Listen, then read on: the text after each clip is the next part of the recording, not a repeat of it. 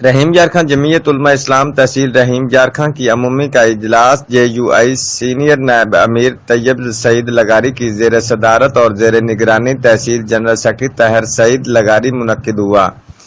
اجلاس میں بلدیاتی و جنرل الیکشن اور ختم نبوت کانفرنس منعقد کرائی جائے گی، جس سے مولانا فضل الرحمان خطاب کریں گے کے حوالے سے طویل مشاورت کی گئی اور آئندہ الیکشن میں بھرپور حصہ لینے اور ہر یونین کونسل میں امیدوار میدان میں اتارنے کا فیصلہ کیا گیا۔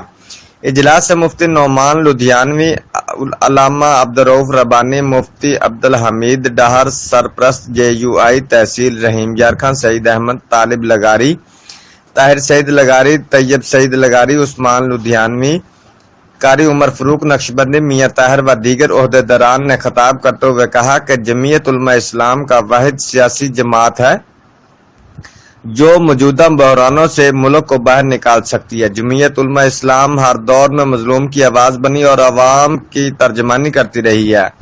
موجودہ حکومت نے غریب کے 2 وقت کی روٹی مشکل کر دی۔ آئندہ الیکشن میں عوام کے پاس JUI کے علاوہ کوئی آپشن نہیں۔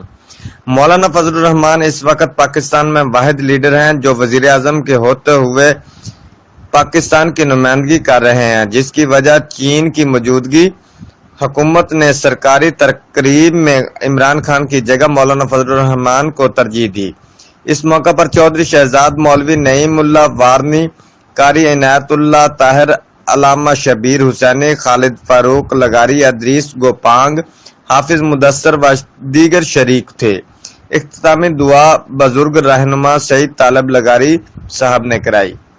رپورٹ سردار جوید لغاری، district bureau chief, Geo Express News, Rahim Yar Khan.